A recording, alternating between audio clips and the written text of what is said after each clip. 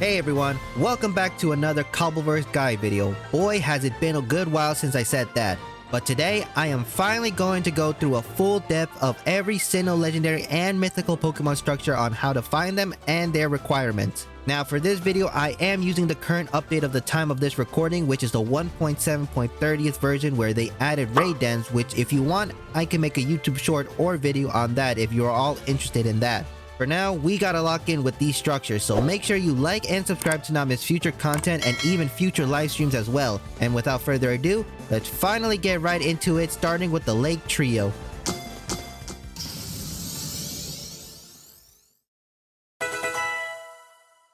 So like any other guide video, I am going through Pokédex order, so the first legendaries we are going to discuss are the Lake Trio, Uxie, Mesprit, and Azelf. Now before we start, a few things before you can start hunting in the Sinnoh region. Make sure you're in the Sinnoh series by either completing the Hoenn series by defeating Steven and giving your trainer card to the associate to trade Hoenn for Sinnoh, so the next time you open your world, you can start your adventure. Also, these first few structures require a really strong team, so I highly recommend reaching at least the Sinnoh League to actually have a fighting chance. Otherwise, your level 5 starter will be obliterated if you just try to rush in.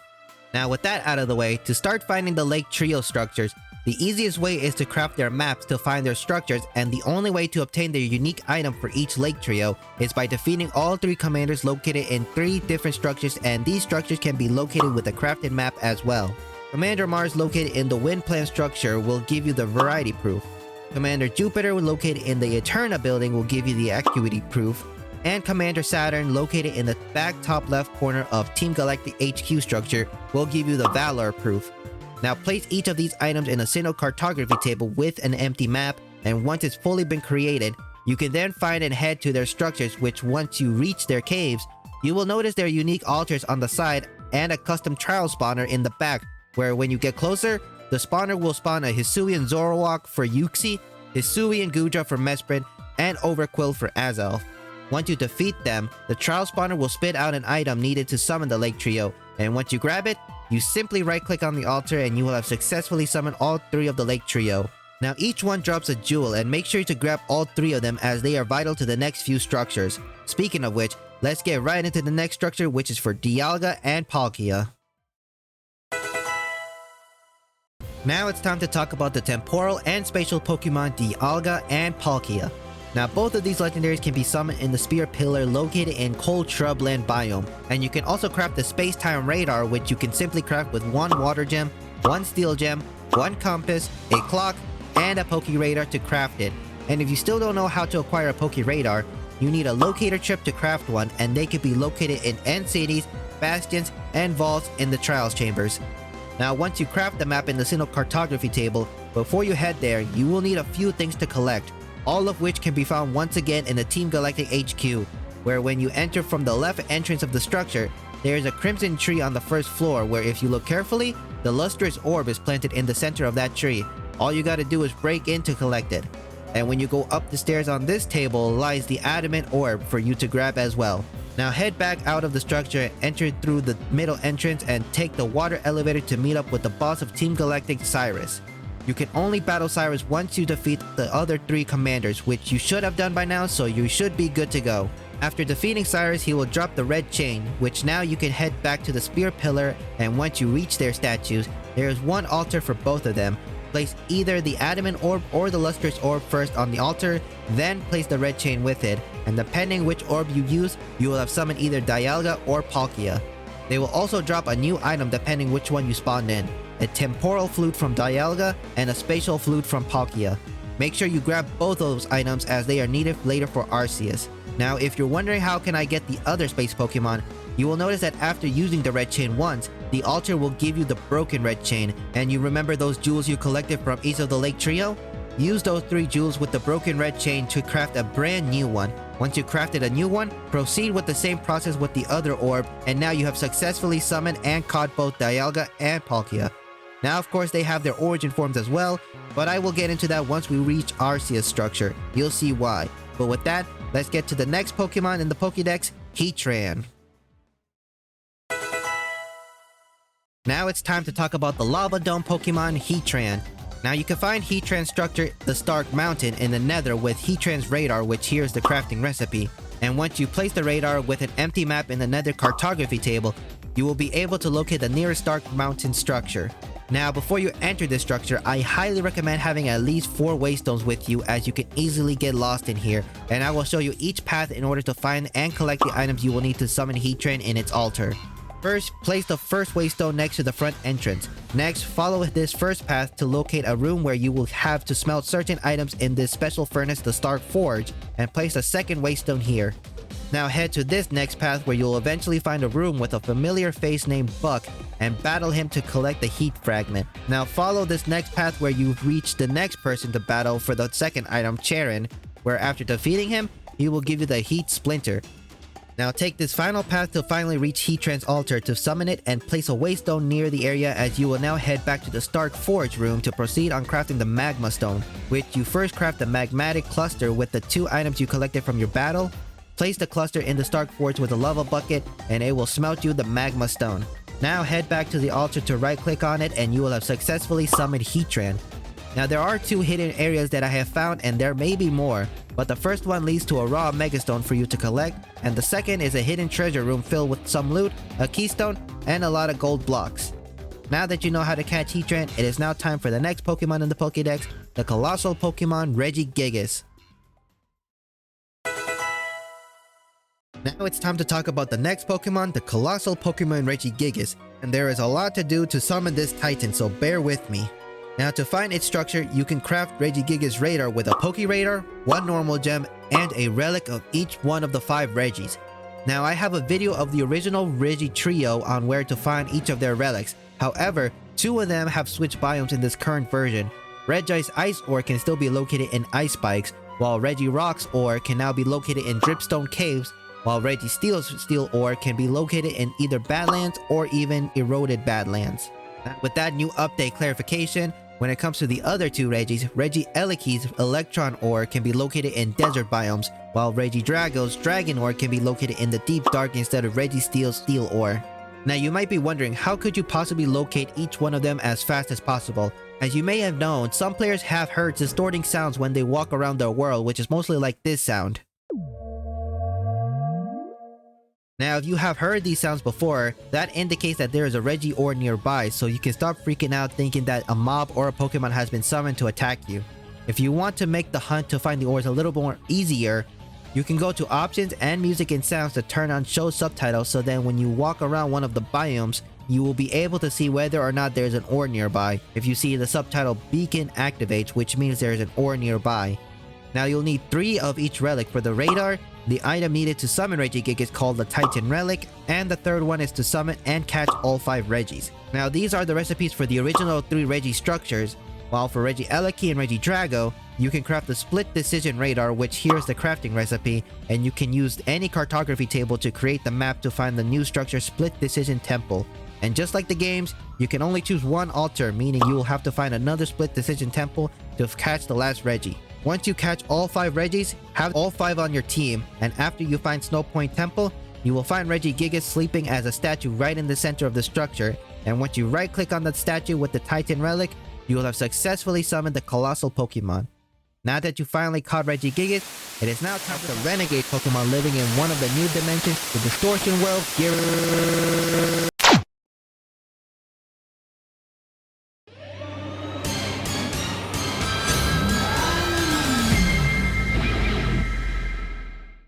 Alright, now it's finally time to talk about the renegade Pokemon who lives in the Distortion World, Giratina. Now in order to start with the process in order to enter this new dimension to catch Giratina, you first need to locate the dimension portal within the new structure Turnback Cave. How to find Turnback Cave? By crafting the map with the old journal, which is crafted with 3 torn pages and the torn journal. In order to find these items, they are located in both the Wind Plan structure and Team Galactic HQ. Follow this path inside of the Wind Plan structure to acquire one of the 3 torn pages, and that's the only one in this structure, as the rest of the items are in Team Galactic HQ. Now inside Team Galactic HQ, you're gonna want to first head into the right side entrance all the way to the top floor of the back of the structure, where you will find not only rooms of every grunt and commander, but as well as Cyrus room, and above here lies one of the torn pages where you simply right click on it. Now head back out of the HQ and enter through the middle entrance all the way to the back, where on the left is their garden area, and the right is their library, which contains both the last torn page and the torn journal. Click here to acquire the final torn page, and over here if you right click on this book, a secret passageway will open up. So head towards the secret passageway and you'll enter an abandoned room where this only book in the shelf contains the torn journal. Now craft the 3 torn pages and torn journal to create the old journal, place it in the Sinnoh cartography table, and now you have the map to locate the caves to find the distortion portal. Now before we head there, you do need a red chain in order to summon Giratina, but how can you craft another red chain if you already crafted once with the jewels? You actually can have a rematch in each one of the lake trios to summon another one of them to acquire another jewel to craft a brand new red chain. I believe it takes 2 Minecraft days for the spawner to reset, so to know how many days have passed, press M to open your map, click on the gear icon on the top left, click on minimap settings, information settings, info display manager, and then on game time click until you set day plus 12H, and boom, you're all set. Now a few more items to bring before entering the distortion world is 1 ghost gem, 1 dragon gem, 1 netherite ingot, a poke radar, a piece of paper, 3 ancient pokeballs, and a furnace to smelt a specific item needed to craft a radar for Giratina's island called an origin ingot. Last but not least, bring a flying Pokemon so you can ride inside the distortion world, as is highly recommended from not only me, but from the devs themselves. Now once you finally have everything on the list, you can now head into the distortion world and find Giratina.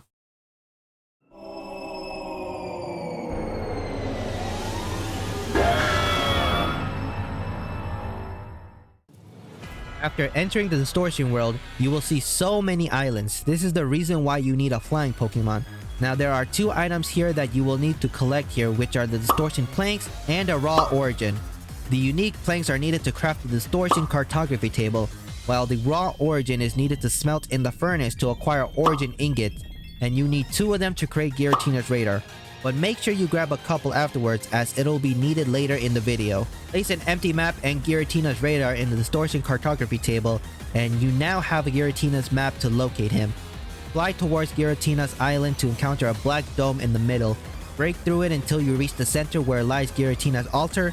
Right click on it with the red chain, and you have successfully summoned Giratina. Now Giratina has a 2% chance of being a shiny and a 5% chance of being in its origin form. And if you're wondering where the Grish's orb is to change its form, it is given after defeating the champion of Sinnoh, Cynthia. If you're wondering how to escape the distortion world, you will find portals around the dimension surrounded with bedrock. Just jump in and you'll be back home safe and sound. Now that you know how to catch Giratina, it is time to talk about the lunar Pokemon Cresselia. Now it's time to talk about the lunar Pokemon Cresselia. Now in order to locate her structure, you will first need to locate any Minecraft shipwrecks to have a chance in finding a new item, the Marine's Logbook. Once you find the book, place it in the cartography table with an empty map to locate the Crescent Isle, where inside the house, you will find a man where after battling him, he will then give you the member card to help you locate Full Moon Inn. But before you leave Crescent Isle, head to this desk near this bed to find a lunar wing. Grab it as you will need it to summon Cresselia. Now create the map with the member card to find the Full Moon Inn, and once you enter the building, head up all the way to the top floor to find Cresselia's altar. Now you'll find out that you need a new item, the Dreamcatcher, to summon Cresselia, which is crafted with the lunar wing and 8 dream strings. Where can you find all 8 of the strings? They are hidden within the structure in different rooms, so I'll let my future self show you where each dream string is located. So take it away, future me. Alrighty, in order to make this a lot easier, I decided to just record this, and probably my past self told my future self to actually record this to make things easier, which most likely I did. So, oh, that's the wrong button.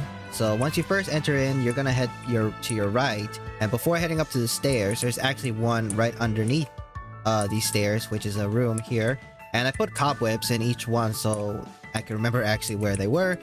But right under this one, this tree plant right here is a hidden barrel with 1 dream string and some other terra shards and dream ball. Now head up the stairs now, because that's the only one on the first floor of the dream strings, and head into the first room you enter to your left, and over here it looks everything normal, but under this bed right here on the right lies another barrel hidden where it has some moonstone, amethyst shards, and a dream string, so that's number 2. Now on the other side of this mansion, there is some strings on each room. They are in both of these first rooms. So in this middle chest right here lies the 3rd dream string. And once you head into the other side on your left, there's a hidden barrel behind these trapdoors. I broke this one by accident, but if you break it, you'll see a hidden barrel where it contains the 4th dream string. Now head out of this room and enter the second door to your right, where it looks normal as here as well. But under here, between these bookshelves in the corner, there is a hidden barrel as well, where it contains the 5th dream string. And over here, on this cobweb indicator I left here, this middle barrel contains number 6, but also a Psychium Gem, or Z I mean, an Amethyst Cluster, Dream Ball, and the Membrane of a Phantom. And you want to go head up to the stairs where it's on the second to last floor of this mansion, and you're gonna want to head to your right. And there's only one dream string in one of these rooms, which is this one right here. And up here is a hidden barrel right above the bed, where it contains the 7th dream string. Now the last one everyone knows already is the one that's waiting for you right next to Cresselia's altar, which if you head up these stairs, up to the trapdoor, open this chest, and the final dream string. So now you can craft the dream catcher to summon Cresselia. Once you collect all 8 dream strings, surround the lunar wing with the strings in a crafting table to craft the dream catcher. Right click on the altar with it in your hand, and Cresselia will spawn on the 2nd floor of the structure for you to battle and catch. The altar will also drop another item needed for Darkrai, which is the Moonlight Amulet, so make sure you grab it. But now that you know how to catch Cresselia, it is now time to look at the mythical structures now, starting with the Sea Drifter and Seafaring Pokemon, Phione and Manaphy. Now it's time to look at the Sinnoh mythical structure, starting with Phione and Manaphy.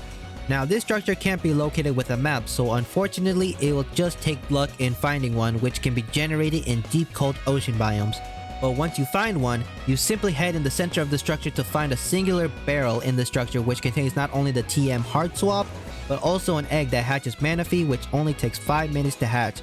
So just wait out the 5 minutes for Manaphy to hatch, and that's it. Now when it comes to Phione, simply have both Manaphy and a Ditto breeding together to start receiving eggs that will hatch Phione. Simple as that. Now with the shortest structure guide explanation out of the way, let's head back to the Full Moon in structure, but the Nightmare version containing the Pitch Black Pokemon, Darkrai. Now it's time to talk about the Pokemon that gives anyone nightmares in their dreams, Darkrai. Now Darkrai structure can only be found in the Nightmare Void, which is another new dimension you have to enter to encounter this Pokemon, and the only way to enter this dimension is by holding the Moonlight Amulet in your hand while going to sleep at night, which teleports you into the Nightmare Void. And just like Cresselia structure, instead of dream strings, there are 8 nightmare strings to collect within the structure, so once again, I'll let my future self show you where all 8 strings are located, so take it away once more, future me. So just like Cresselia, I'm going to show you where all 8 nightmare strings are for Darkrai, and instead of cobwebs to indicate where they are, I'm going to leave these pink concretes next to them so you have a better idea on where they are. So the first area, you're going to want to head to your left, all the way back in this room actually. And there's the first indicator, so right under this table, if you break it, there's a hidden barrel, and inside not only contains a Darkium Z, but a Nightmare string, our first one and the only one on this floor. So now head out of that room into the front entrance and head to the right side this time.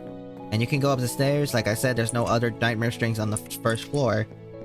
And right here in this first room, there's also another dream string behind this fireplace. If you look closely, there is a hidden barrel between the first one and this one contains the Nightmare string number 2. So now you can head out this room and head to the next room where there's also another one hidden inside this loom table, I guess you could say. I don't really know what this is. It's supposed to be like a custom table, but under this one, there's another barrel. And this one contains the 3rd Nightmare string. You can head out of this room, and there's nothing in this room. Just some chairs and pots and nothing in here. But if you head to this room right here, there is another one right underneath this bookshelf right here where there's another barrel and contains the 4th dream string. Now you can head out of here. There's nothing in this room. And the second one to your left, there is another one right underneath this bed. You just right click, a little spooky noise happens around here. Just wait for it.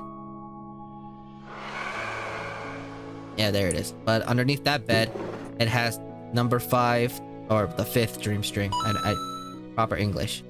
Now you can head out of this room, and there's nothing in this room. There's just some beds and barrels, but none of them has any more dream strings. So now we can head upstairs now to the second to last floor of this mansion.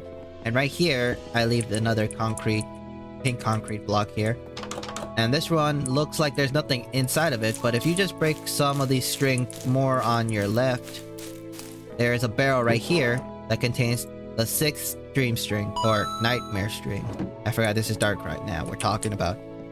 So now you can head into this room onto your left, onto your right, I mean. And behind here, there is a barrel right under this table. The 7th dream string. I keep saying dream string, the nightmare string. I love Cresselia, okay? So now you can go upstairs to the final room where it contains Darkrai's altar. And we all know that the final dream string, nightmare string, is here. So that's all 8, so you can go craft it and summon Darkrai. Take it away, video me, I'm tired of this. Once you collect all 8 nightmare strings, surround it this time with the moonlight amulet to obtain the nightmare weaver. Right click on the altar to summon Darkrai, which will be waiting for you on the 2nd floor. Once you capture Darkrai, you will then be automatically teleported back to the overworld, so make sure if you want to grab something else around here, make sure to grab it before catching Darkrai. Now that you know how to capture Darkrai, we can now talk about the gratitude Pokemon, Shaymin.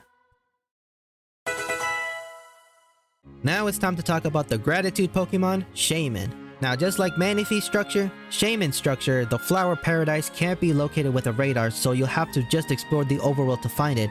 But before you do, you actually need 5 specific Pokemon in your team to get Professor Oak's letter, which is used to summon Shaymin and its altar. You will need the 3 Kanto starters, Pikachu, and Eevee in your team in order to acquire the letter. Now if you don't know where to locate these Pokemons, Bulbasaur can be found in all jungle biomes as an ultra rare, Charmander can be located within Stony Peak, Windswept Hills, and Basalt Delta in the Nether as an ultra rare, Squirtle can be found in all river and forest biomes, jungles, and Cherry Grove biomes as an ultra rare, or you can try fishing for it as well. Pikachu can be located in all forest biomes except for the dark forest and only when the weather is during a thunderstorm as an uncommon rarity.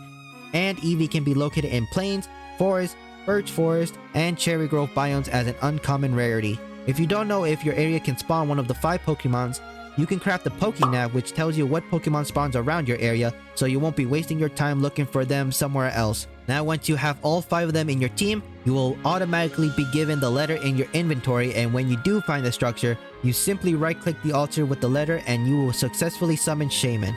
Now you can actually summon another Shaymin by grabbing the letter, which is now a faded letter, and by grabbing the Giratina flowers around the altar and crafting 3 of them with the letter creates a brand new letter that will give you another Shaymin. Now to transform Shaymin into its sky form, simply right click on Shaymin with the Giratina flower during daytime to transform it into its sky form, and right click again during the night to revert it back to its land form. Now that you know how to summon Shaymin, it is finally time to look at the final mythical Pokemon structure of Sinnoh, the Alpha Pokemon, also known as the Pokemon that created the world, Arceus.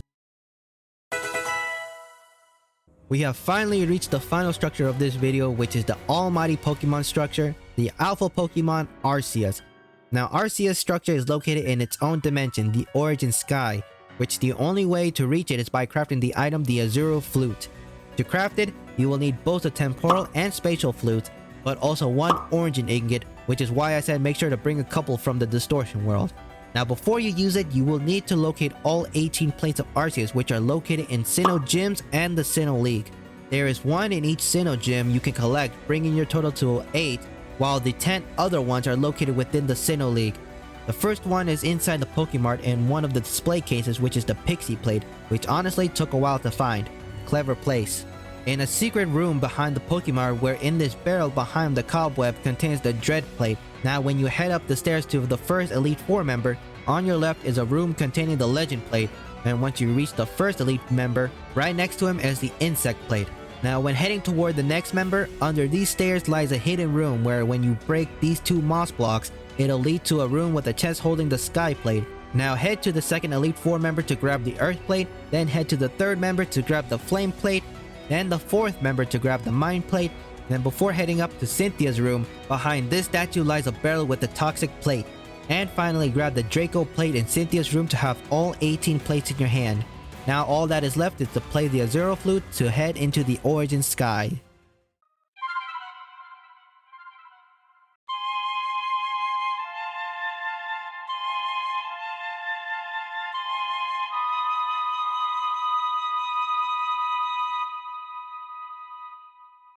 Once you finally enter the Origin Sky, walk up to the path to encounter both Adamant and Irida waiting for you to battle them. Don't worry, you don't have to battle them to summon Arceus. However, if you do defeat each of them, Adamant will drop the Adamant Crystal that transformed Dialga into its origin form, while Irida drops the Illustrious Globe that transformed Palkia into its origin form as well. Now they each have a powerful team, so I recommend you have a strong team leveled up close to level 100. Now once you have defeated them, or if you're just holding off on those battles, which is fine as well, head to the end of the path and place all 18 plates in any order, and once you place down the final plate, the ritual will begin and you will have successfully summoned Arceus in one of its different plate forms. Now if you're wondering how to receive another Legend Plate or another Certain Plate, you will have to go to a brand new Sinnoh Gym or League to acquire a second one, as the first one you collected will disappear after Arceus first appears. And that concludes the Sinnoh Legendary and Mythical Structure Guide video. Thank you all so much for watching this video. I know this update has been out for a while, but I really wanted to dedicate as much as I can into this video, as you can see all the clips and audios I have used ever since the update dropped. And I hope you all really did enjoy this video, as this was definitely the hardest video to make and the longest guide video I ever created. Now before I conclude this, there is something I need to say. I know I have technically missed 2 weeks of uploads, and that's really because I was dedicating not only to this video, but I have also been live streaming and more importantly focused on college midterms and projects, which still isn't over at the current moment. So because of this, you may see even less videos until probably the beginning of May, which is unfortunate, but I got so much to focus on with college, work, and adding content creation makes time very little. I will never give up this early into creating content, and that's primarily because of you all who have supported my videos so much, and also my parents believing that what I'm doing is possible with determination and dedication. Every comment I read and every time I see that viewers are actually enjoying my video really makes me happy. Seriously, I can't thank you all enough. My goal is to reach maybe 5,000 subscribers by the end of this year, but it really depends on what the future holds for all of us. There may be a live stream soon, but I can't confirm when, so be on the lookout for that. I'll see y'all again soon, and until next time, thanks for watching.